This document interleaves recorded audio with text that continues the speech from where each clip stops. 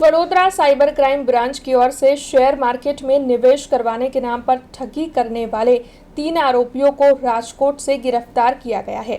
दरअसल वडोदरा में शिकायतकर्ता की ओर से इस मामले में शिकायत दर्ज करवाई गई थी। ये जो टोली है वो शेयर मार्केट में निवेश करवाने के बहाने से ठगी करती थी और लोगों को बैंक खाते देती थी। तब वडोदरा साइबर क्राइम ब्रांच ने 3 आरोपियों को इस मामले में राजकोट से अपनी हिरासत में ले लिया है।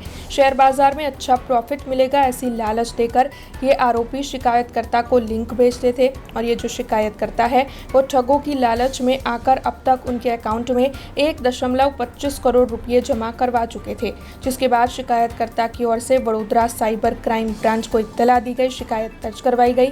तब साइबर क्राइम ब्रांच की ओर से राजकोट के रविवाड़ा, फिरोज टोडिया समेत मोहम्मद अकील बेलीम की गिरफ्तारी कर ली है और इस मामले में आगे पूछताछ की जा रही है।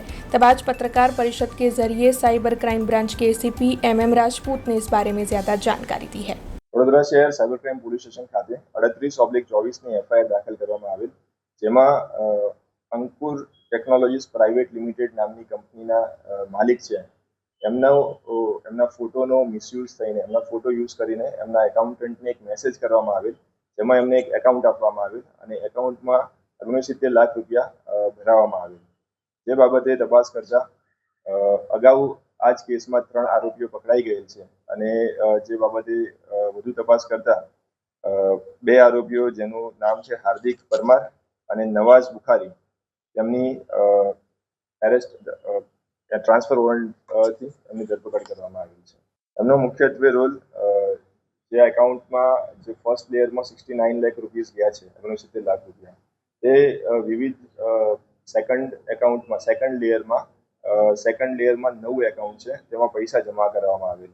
આરોપીઓનો રોલ એ પ્રકારે છે કે તેઓ અલગ અલગ માણસો પાસેથી વિવિધ બેંક એકાઉન્ટ ઓપન કરાવતા હતા અને તેમની પાસેથી પોસ્ટ ડેટેડ ચેક્સ મેળવી લેતા હતા અને તે ચેક પર જ્યારે પણ આવા સાયબર ફ્રોડના પૈસા જમા થાય ત્યારે તે પૈસા મેળવીને તેને એટીએમના માધ્યમથી અથવા તો ચેક વિથડ્રોલથી પૈસા મેળવીને એમના સાગરીતોને પહોંચાડતા હતા। આ કેસમાં આપણને 25થી પણ વધુ એકાઉન્ટ્સ મળ્યા છે અને જે આરોપીઓ છે તેમની ધરપકડ વિવિધ પોલીસ સ્ટેશનમાં અલગ અલગ જગ્યાએ પણ થયેલી છે, જેમાં આ 2 આરોપી છે આપણે રાજકોટથી ટ્રાન્સફર વોરંટથી મેળવ્યા હતા। એટલે આમાં વધુ તપાસ જારી છે અને વધુ કેસીસ સોલ્વ થવાની સંભાવના છે। हमसे जुड़े रहने के लिए हमारे YouTube चैनल को सब्सक्राइब करें और नई वीडियो की नोटिफिकेशन के लिए बेल आइकॉन को दबाएं।